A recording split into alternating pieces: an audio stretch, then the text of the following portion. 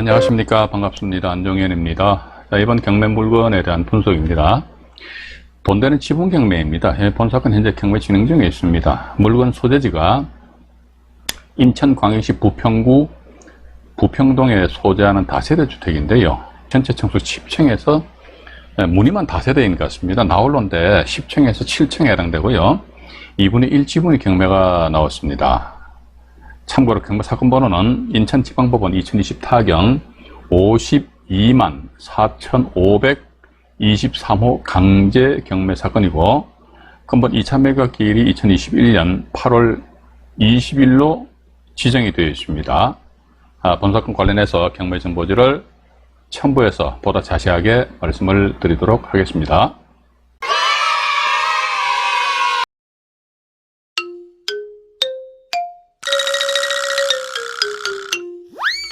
네, 먼저 본사건에 대한 경매 물건에 대한 분석을 하기 앞서 가지고 우리가 지분 경매를 투자할 경우에는 점검해야 될 사항이 제가 보는 관점에 있어서는 최적으로 한 6가지 정도 되는 것 같습니다. 물론 이제 그 이상의 어떤 점검 사항도 있을 수 있겠지요. 일단 여기서 간단하게나마 지분 물건에 대해서 입찰 참여하실 적에는 이러한 부분은 점검을 하고 입찰 참여하자라는 그런 의미에서 간단하게 말씀드리겠습니다. 첫 번째가 보니까 청구 채권액을 확인하자 이거죠. 채권자가 지분을 경매 신청했잖아요. 왜 경매 신청했습니까? 자기 채권을 받으려고 경매 신청한 거 아닙니까? 그러면 청구 채권액이 얼마나, 여기에 따라 가지고 때로는 봐서 청구 채권액이 상당히 소액일 경우가 있습니다. 이런 경우는 경매가 진행되다가 취하가 되는 그런 경우가 상당히 많더라고요. 그런데 반대로 청구 금액이, 채권액이죠, 상당히 과다하다더라 이랬을 적에는 경매 취하의 가능성은 상대적입니다. 절대적이 아니고 상대적으로나마 취하 가능성이 낮다. 그런 측면에서 가지고 채권자의 청구 채권액이 얼마인지 확인해 보시고, 또 두 번째가 경매 대상 지분을 확인하는 겁니다. 예를 들어가 지분하니까 2분의 1 지분, 또 3분의 1 지분, 어떤 경우 상속 부동산 같은 경우는요 7분의 2 지분, 9분의 2 지분, 또 22분의 2 지분, 이런 식으로 해가지고 지분이 다양합니다. 그런데 예를 들자면 22분의 2 지분 같은 거 11분의 1 지분이잖아요. 그죠? 이런 경우 지분이 상당히 작다는 것이죠. 또는 봐가지고 2분의 1 지분이 경매에 나왔다 그러면 상대적으로 절반이 경매에 나왔으니까 지분이 크잖아요. 그죠? 이렇듯이 우리는 지분 물건을 봤을 적에 지분이 큰가 작은가, 1번 같은 경우 보시니까 지분이 작으면은 내가 지분을 낙찰 받아가지고요, 큰 돈은 안 됩니다만은 그 낙찰받은 지분을 타 지분권자한테 다시 재매각을 한다든지, 또는 경매 취하를 원한다 했을 적에는요 경매 취하 동의서를 작성을 해준다든지, 이런 식으로 해서 어떤 수익을 발생시킬 수도 있지 않겠느냐 하는 그런 생각을 가지게 됩니다. 그리고 두 번째 보니까 지분이 커요. 2분의 1이라든지 3분의 1 이렇게 된단 말이죠. 이랬을 적에는 원만한 합의가 이루어지지 않을 수도 있는 거 아닙니까? 내 집은 사시오, 아니면 당신 집은 파시오, 안 되는 거예요. 그죠? 이랬을 적에 말 그대로 법대로 해야 될 거 아닙니까? 그러면 소송에 의해서 수익을 실현을 시키는 수밖에 달리 방법이 없지 않느냐 하는 그런 생각을 가지고요. 세 번째는 보니까 이게 참 상당히 중요합니다. 타지분권자가 몇 명인지 확인해야 됩니다. 그래서 1번 보시니까 예를 들자면요 9분의 2 지분이 경매 나왔다 그러면 타지분권자 4명, 5명 이렇게 될 수도 있습니다. 그런데 2분의 1 지분이다 그러면 타지분권자는 1명이잖아요. 그죠? 근데 공유 부동산의 지분이 경매가 넘어왔을 때는 타지분권자는 경매 진행 중인 지분에 대해서 우선 매수 신고를 할 그런 자격이 있습니다. 권리가 있어요. 자, 그런데 보니까 타지분권자가 많다더라 그러면 예를 들자면요 타지분권자가 5명입니다. 그러면요 이 사람들 각각 건바이건입니다. 한 사람이 전체 그 물건의 5번에 의해가지고 공유자 우선 매수 권리를 행사를 할 수가 있다는 것입니다. 단 이제 한 사람당 한 번만 이제 우선 매수 권리 행사한다는 것이죠. 여기에 따라 가지고 우선 매수 신고를 함으로 인해서 인위적으로 입찰 금액을 낮출 수 있는 그런 여지가 있는 물건이 있다 하더라 했을 적에는 지분 낙찰 받은 상태에서 타지분권자랑 어떤 협상을 통해 가지고 이러한 사실관계를 알려줌으로 인해서 큰 수익은 아닐지라도 수익을 올릴 수 있는 방법이 있습니다. 또 두 번째 보니까 소송 제기 이후에 원만한 소송 진행 여부를 예측하기 위한 것이다 이거지요. 제가 한 몇 년 전에 서울 강남 모처에 학원에 가서 경매 지분 강의를 하면서 가지고 쉬는 시간에 한 분이 저한테 조용히 다가오시더니 자기도 지분을 낙찰받았답니다. 그래서 몇 프로에 낙찰받았습니까? 막 15%인가 한 20% 안으로 낙찰받았대요. 그래서 아이고 상당히 잘 받으셨네요. 근데 그분이 하시는 말씀이 저기요, 그런 있잖아요. 타지분권자가 60명이에요. 그럼 뭐 안 받아 비디오죠, 그죠? 기획부동산 아닙니까? 타지분이 건자 60명이더라. 예를 들자면 그건 이제 공유분할 소송을 제기한다고 그러면요, 그 타지분권자들한테 일일이 변론기일 소환장이 다 발송돼야 됩니다. 그런데 상대방에서 봐가지고 법원에서 변론기일 소환장이 왔을 적에 안 받는 거예요. 수치 거절을 한다는 것이죠. 그죠? 이렇게 하게 되면 상대적으로 어떻게 지분 수익을 실현하기 위해 소송을 제기하는데 이 소송 절차가 상당히 지연이 될 수 있다는 것이죠. 그렇기 때문에 타지분권자가 몇 명이냐, 제가 보는 관점에서는 한 3명에서 5명이 가장 좋지 않느냐 하는 그런 생각을 가지게 됩니다. 이제 네 번째 사례를 보여드리겠습니다. 타지분권자의 생존 여부 확인이 상당히 중요합니다. 지분 낙찰받을 당시에는 말이죠, 부동산 등기부등본상에 그분이 살아 계셨어요. 근데 지분 낙찰받고 현장 가보니까 아이고 돌아가 버리셨네. 이야, 이게 당사자가 이제 돌아가셨다 이거죠. 이리하였을 경우에 타지분 그 지분 돌아가신 분의 상속권자들이 자기네들 앞에 상속 등기를 안 한다 이거죠. 그리고 협상을 안 해요. 이러했을 경우에는 지분 낙찰 받으신 분 입장에서는 본인이 대위에 의한 상속 등기를 하고 그런 상태에서 타지분권자를 상대로 공유물분할 소송을 제기하고 공유물분할 소송에 의해 가지고 법원의 판결을 받아서 공유부동산 정보를 경매를 붙이는 상당히 복잡한 그런 경우가 발생될 수도 있다는 것입니다. 참고로 제가 운영하는 그 카페가 있습니다. 경매 동호회가 있는데요. 그 동호회 회원분이 몇 년 전에 이런 사례를 경험을 하셨어요. 죽을 맛이라고 그럽니다. 예. 그러니까 부동산 등기부등본상에 분명히 그분은 살아계신다 이거죠. 등기돼 있으니까요. 상속 등기를 안 했으니까요. 낙찰받고 나서 현장 닦아버리고 아이고 이분 돌아가셨네. 근데 돌아가신 분을 상대로 해서 소송 제기할 수 있습니까? 돌아가신 분을 상대로 해가지고 경매 신청할 수 있습니까? 그건 안 되잖아요. 그죠? 따라서 어떻게 소유권 관계를 다시 정리를 해야 되는데 저 상대방에서는 정리를 안 하는 거예요. 그럼 어떻게 됩니까?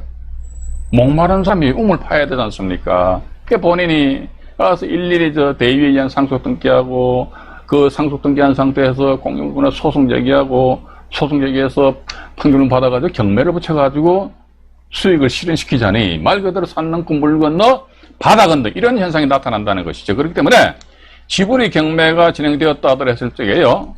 예를 들어 부부가 공동 소유해서 2분의 1씩 가지고 있다면요. 큰 문제가 없습니다. 그런데 안 그럴 경우 상속 부동산 같은 경우는 뭐 대체적으로 한 5명, 6명 정도가 이렇게 상속 받는단 말이죠. 그래서 혹시 또 거기에 돌아가신 분이 계신지 아니면 또 등기부등본상에 보니까 이분의 연세가 상당히 연로하시단 말이죠. 뭐 팔순 이렇게 되셨단 말이죠. 등기부상에 살아계신단 말이죠. 그런데 돌아가셨을 수도 있는 거 아닙니까? 그렇기 때문에 지분 물건 같은 경우일지라도 현장 방문하셔가지고요. 반드시 확인을 하셔야 된다. 저는 그렇게 봅니다. 어떤 확인하니까 타지분권자가 생존하고 계시는지 이런 게 이거 번거로워 귀찮아 그럼 지분 경매 투자 안 하시는 게 좋습니다. 일단 그렇게 이해하시고요. 이제 5번째가요. 타지분권자의 우선 매수 신청 가능성 따진입니다. 우리가 지분의 경매가 나왔다고 지분 입찰 들어갑니다.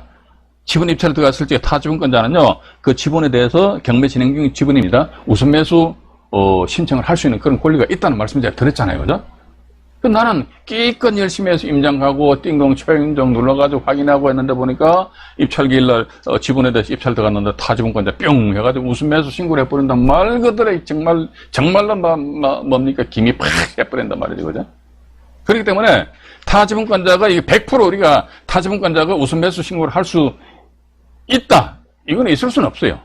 그런데 계략적으로나마 1번 보시니까 타지분권자가 우선 매수 신청을 잘못한 그런 경우가 있습니다. 요런 내용은요, 제가 사례를 가미하면서 여러분들한테 말씀을 드리도록 하겠습니다. 두 번째 보니까 타지분권자가 채무자의 지위를 가진다는 것이죠. 원래 채무자는요, 입찰 참여 불가합니다. 이런 식으로 해서, 나름대로, 타지분권자가 우선 매수 신고를 할 수가 있겠나, 없겠나, 이것은 나름대로 이제 간파를 하셔야 된다는 것입니다. 그리고 마지막으로 6번째입니다. 타지분권자가요, 이게 상당히 전 중요하다고 보고 있습니다. 자기 지분에 대해서 작업하고 제가 가로 안에 물음표를 해놨습니다. 과연 작업이 뭘까요? 소위 역경매라는 그런 식으로 저는 표현을 하고 있습니다만은 작업이 가능한지 그 여부에 대해서 반드시 우리는 체크 내지 점검을 하면서 지분 물건에 대해서 접근을 하셔야 된다는 것입니다. 이렇듯이 작업이 가능한 이런 물건에 대해서는 제가 본 영상 아니면 또 다른 영상물에서 부연해서 말씀을 드리도록 하겠습니다. 자, 그러면 이제 인천 광역시 부평구 부평동에 소재하는 다세대 주택인데요. 2분의 1 지분이 경매 나온 사건에 대해 가지고 말씀을 드리겠습니다. 자, 본 사건 보시니까 말이죠. 인천지방법원입니다. 2020 타경 52만 4,523억 강제경매 사건입니다. 매각기일은 2021년 8월 20일 오전 10시입니다.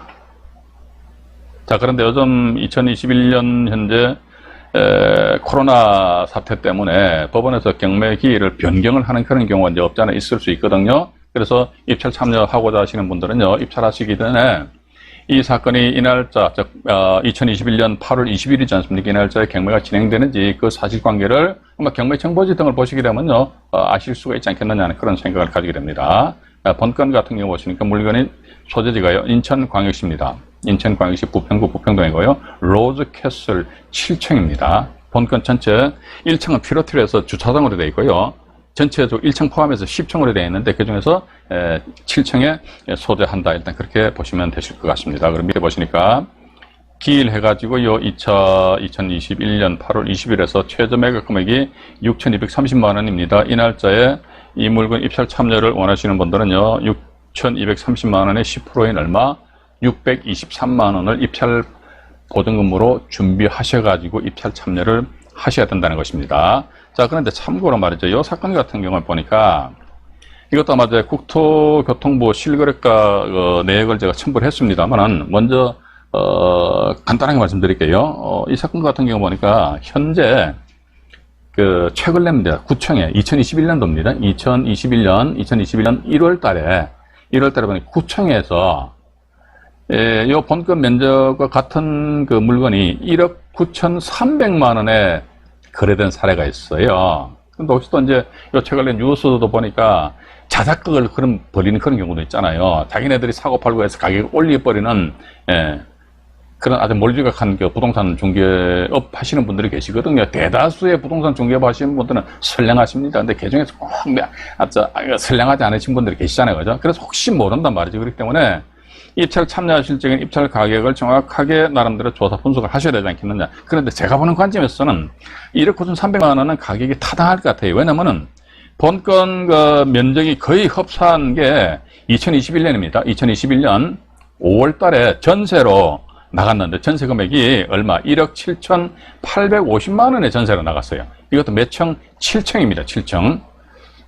본 사건도 7층이란 말이죠. 그래서 전세 가격이 1억 7,850만 원이다. 그럼 매매 가격 하니까 1억 9,300 하니까 이게 어느 정도 타당성이 있지 않겠느냐 하는 그런 생각을 가지면서, 그런데 1차 법원에서 평가한 금액이 8,900만 원이지 않습니까? 이 8,900만 원 곱하기 2를 하게 되면요, 1억 7,800만 원이 됩니다. 그런데 1억 9,300만 원 요걸 매매 가격으로 본다면은 좀 저가 평가됐단 말이죠. 근데 근본에 인천 같은 경우는 1회 유찰했다는 저감률이 30%입니다. 그러니까 8,900만 원에서 30% 깎은 금액이 6,230만 원이란 말이죠. 그럼 이 금액에서 곱하기 또 2를 해보자 이거죠. 2 해보니까 1억 2,460만 원이 됩니다. 자, 그런데 1억 9,300만 원짜리 우리가 지분 경매도요, 막 뭐 지분이 나왔으니까 막 복잡하게 생각하지 마시고 전체 가격이 1억 9,300이란 말이에요, 시세가. 그런데 이것도 요 최저 가격 대비해서 2분의 1 지분이니까 곱하기 2 하니까 1억 2,460만 원이거든요. 그럼 야 봐라. 1억 9,300짜리가 1억 2,460만 원이 나왔네. 그럼 이 날짜 입찰해야 된 말이야. 그럼 각자 여러분들 알아서 판단하시기 바랍니다. 그죠? 일단 그렇게 좀 이해하시고요. 자, 또 다음 페이지로 잠깐 넘어가 보도록 하겠습니다. 그러니까 이게 지금 보시게 되면요, 부평구 부평동 7층 뭐 이렇게 되어 있네요. 7층 되어 있고 최근 콘크리트죠. 자, 그 다음에 지분인데요.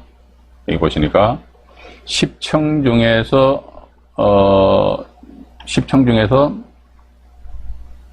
7층이 이렇게 나와 있고요. 59.29 면적 중에서 김땡땡씨 지분 29.645, 요게 2분의 1입니다. 이게 이제 건물이고요. 밑에는 보면 16.17일 중에서 8.355 하니까 2분의 1 지분이에요. 그래서 우리가 경매청보지에 의해서 또는 아니면 등기부등본에 의해 가지고 경매가 진행 중인 지분이 얼마인지 여기에 대해서 정확하게 우리가 적확하게 확인을 하시고 입찰 참여를 하셔야 된다라는 그런 말씀을 드려보고 싶습니다. 자, 본 사건 같은 경우 보시니까 채무자가 현재 점유를 하고 있습니다. 채무자가 점유하고 있고요. 그 다음에 밑으로 또 내려가 보니까 2020년 4월 10일 날에서 건전당권에서 국민은행에서 건전당권 설정했습니다. 이 물건 같은 경우는 아주 안심하고 입찰 들어가셔도 된다라는 그런 말씀 드려보고 싶습니다. 강제경매인데요. 지분권자 중에서 한 사람 김모 씨 지분에 대해 가지고요. 황모 씨라는 분이 아마 경매 신청하신 것 같아요. 그런데 청구액이 얼마입니까? 보니까 청구액이 2억 9,500만 원이에요. 그죠? 2억 9,500만 원인데 본 사건의 1차 최저 매각 금액이 8,900만 원입니다. 8,900만 원인데 2억 9,500이다. 제가 만약에 본건의 채무자다. 그런데 말 그대로 코너에 몰릴 때는 몰렸다더라. 그러면요. 말 그대로 8,900만 원짜리를 2억 9,500으로 통 털어버리는 거 아닙니까? 그렇다면 상대적으로 이런 경우는 경매 취하의 가능성은 상대적으로 낮다는 겁니다. 이게 청구 채권액이 많으니까 경매 취하가 안 되고 그건 아닙니다. 청구 채권이 엄청 많아도 경매 취하될 수도 있어요. 아니면 상대적으로 청구 채권이 상당히 작음에도 불구하고 취하가 안 될 수도 있다. 근데 제가 말씀 안 드립니까? 이게 상대적으로 봐서 이게 한 금액이 크면은 취하의 가능성이 낮지 않느냐라는 그런 말씀 드려보고 싶고, 또 이 국민은행입니다. 저당권자가요. 국민은행 저당권자 8,400만 원 저당권 설정했거든요. 이 경우는요, 내가 지분 2분의 1 낙찰 받습니다. 이렇게 하게 되면요, 등기예규 411호에 해가지고요, 낙찰 이후에 소유권 이전 촉탁 등기 신청을 하신단 말이지요. 이랬더니 저당권 변경 등기로 들어갑니다. 저당권 변경 등기로 들어가고, 또 하나 더, 이건 제가 좀 판서를 좀 해드릴게요. 저당권 변경 등기로 들어가면서 이 저당권은 김모 씨 외에 또 다른 지분권자의 지분에 대해서만이 저당권 효력이 미치는 거예요. 그런데 이런 유행 물건 참 제가 볼 적에는 물론 당사자 본인들 입장에서 봐서는 상당히 안타깝겠습니다만, 어디까지 저는 이게 경매 정보지에서 그냥 분석을 해드리는 입장이니까, 저당권자, 이 국민은행 저당권은 저당권 변경 등기가 되었다 하더라고요. 그런데 이게 그럼 만약에 예를 타지분권자가 오모씨다, 오모씨, 그죠? A씨로 할게, A씨. 타지분권자 A씨란 말이죠. 그러면 A씨 지분에 대해서 국민은행의 저당권이 이렇게 설정된다는 것이지요. 그런데 이 국민은행 저당권이 말이죠. 지분의 A씨, 이 사람 지분을 다시 저당권이니까 임의경매 신청할 수 있어요. 그러면 내가 이 지분을 낙찰받았습니다. 그럼 어떻게 됩니까? A 지분과 예를 들어 갑이라는 사람이 이 김모 씨 지분을 낙찰받았다는 거예요. 그러면 갑은 뭡니까? 이 A 지분과 갑 지분에서 각각 공동 소유란, 공유란 말이죠. 지분을 가지고 있는데, 지분의 경매가 진행 중이네. 그럼 나는 어떻게? 내가 이 지분에 대해서 우선 매수 신고를 할 수가 있다는 것이죠. 내가. 그렇게 하게 되면 오히려 어떻게? 이렇듯이 저당권 등의 이런 권리가 설정되어 있다 그러면은, 운이 좋으면요, 이런 저당권자가 먼저 지분을 낙찰받은 사람을 도와줄 수도 있다는 것입니다. 그죠? 그렇기 때문에 청구 채권액이 아까도 말씀드렸습니다만 상대적으로 많기 때문에 경매 취하의 가능성이 낮고, 또 하나 더 앞선 국민은행 저당권이 저당권 변경 등기되고 나중에 타 지분을 또 경매 집어넣었을 적에 나는 그때 어떻게 한다? 우선 매수 신고를 할 수가 있고, 일단 그렇게 여러분들 좀 보시면 되실 것 같습니다.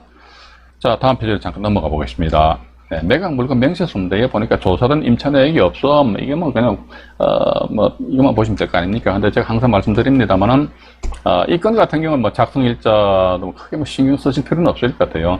최선진 설정 일자든 배당 요구 종기 일자. 그런데 일반적인 우리가 물건 같은 경우는요, 요 세 건은 반드시 여러분들이 확인을 해 보셔야 됩니다. 근데 본사건 같은 경우 보시니까 조사된 임차 내역이 있다 없다? 없대요. 없으면 끝난 거예요. 없으면 임차 내역이 없어요. 조사된 임차 내역이 없다면 그렇구나, 임차인이 없구나, 일단 우리는 그렇게 보시면 되거든요. 그런데 지분이 경매되었을 경우에 임차인이 있는데 그 임차인이 대항력을 가진 임차인이 있다. 그런 분은 대단히 좋습니다. 대항력 있는 임차인이 있다. 그 임차인의 보증금이 막 한 2, 3억 정도 된단 말이죠. 엄청 좋다니까요. 어떤 분들은 이런 이야기 합니다. 아니, 대학령님 차인 보증금액이 3억인데 말이지. 만약에 그 사람이 보증금 다 못 받으면 3억이다. 그러면 3억 원을 내가 물어줘야 되는데, 인수해야 되는데, 뭐가 준대? 아, 좋다니까요. 이런 내용에 대해서는 제가 저희 채널 다른 영상물에서 말씀드려놨기 때문에 여러분들이 찾으셔가지고 한번 참조해 보시기 바라겠습니다. 자, 여기 보시는 게 부동산 현황 점유관계 조사서 이렇게 나와 있는데요. 이게 보시게 되면은 소유자 가족이 이건 부동산을 점유 사용하고 있으며 임대차 관계는 없다고 함 이렇게 되어 있는 임대차 관계 없답니다. 그 밑으로 내려 보니까요. 전입시대 열람 내역입니다. 본건 같은 경우는 신청 주소가 인천광역시 부평구 본건입니다. 근데 김모 씨 이분이 지분권자예요. 2019년도 12월 17일자처럼 전입신고에서 거주를 하고 있네요. 소유자로서 주민등록 되어 있다 그러면 큰 의미는 없지 않느냐? 그죠? 딱 이런 게 패스 문제가 없기 때문에. 자, 이제 매매 가격과 전세 가격인데 매매 가격은 보시다시피 보시니까 본건이 59.29 제곱미터입니다. 근데 거래 금액이 1억 9,300만 원. 아까 말씀 안 드렸습니까? 청수가 9층입니다. 자, 그런데 밑에 보시니까 전월세 해가지고요. 2021년도인데 여건 현재 우리가 지분 물건 보고 있는 그 건은 이 전원 면적이 59.29 제곱미터입니다. 근데 여기 2021년 5월 달에 전세 계약이 체결됐는데 59.63 제곱미터예요. 이거 제가 계산해 보니까 0.34 제곱미터가 더 많아요. 이 본건이 이게 더 많은데 그럼 0.34 제곱미터 보니까 0.1평입니다. 한 평도 아니고 0.1평이거든요. 근데 전세 보증 금액이 얼마다? 1억 7,850만 원. 이게 국토교통부 실거래가 사이트를 참조한 겁니다. 1억 7,850만 원 해가지고 계약이 체결되었다더라 이렇게 나와있습니다. 요건 아마 이거 7층일 겁니다. 옆으로 잠깐 볼게요. 7층이죠? 예, 7층 안 나와 있습니까? 7층 이렇게 나와 있습니다. 이런 걸 미뤄 봐가지고 아까도 제가 말씀드렸습니다만은 본건 같은 경우 1억 9,300이면은 어느 정도 매매 가격으로서 타당하지 않겠는가? 근데 근본에 보니까 2차 기일날 기준에가 전체 가격을 계산해 보니까 1억 2,460만 원이더라. 1억 9,300만 원짜리 1억 2,460개 떨어졌다? 그럼 이럴 때 입찰 들어가야 되는 말이야. 들어가셔야죠. 전 그렇게 보고 있습니다. 자, 다음 페이지로 또 넘어가 보겠습니다. 이제 본건 전경입니다. 이게 저기 1층이 있고요. 여기 본건 7층이니까 2, 3, 4, 5, 6, 7층. 잠깐만요. 노란 걸로 표시할게요. 1, 2, 3, 4, 5, 6, 7층. 2라인입니다. 2라인. 이 7층이거든요. 요 2라인에다 그렇게 보시고요. 자, 위치를 잠깐 보시겠습니다. 위치 돌아보시니까. 여기 보시게 되면, 동척으로 해가지고요. 인천 1호선인가요? 부평역 있고, 또 이제 1호선이죠. 그죠? 부평역 있고, 본건 로즈캐슬, 아파트로 봐야겠죠. 그죠? 이 지하철 1호선 라인입니다. 근데 여기서 부평역까지 직선 거리를 제가 재보니까 한 300m 정도 나옵니다. 300m 같은 건 역세권 아닙니까? 그죠? 출퇴근하기도 뭐 도보로 살살 걸어 다니셔도 괜찮지 않겠는가 하는 그런 생각을 가지게 됩니다. 그리고 본 사건의 주변의 전경을 잠깐 여러분들에게 보여드리겠습니다. 이게 로즈 캐슬입니다. 이게 1층이 앞으로 잠깐 넘어가 볼까요? 1층이 이제 주차장으로 이렇게 활용을 하고 있거든요. 활용하고 있고 이제 위에 저기 7층에 해당되고 여기에서 이제 저 위쪽으로 말이죠. 위쪽으로 이렇게 쭉 올라가다 보면은 부평역이 아마 300m 소재하고 있다 하더라도 그렇게 보시면 되실 것 같습니다. 주변은 보시면은 뭐 아파트, 빌라 옆에는 보니까 상당히 오래된 주택이 있네요.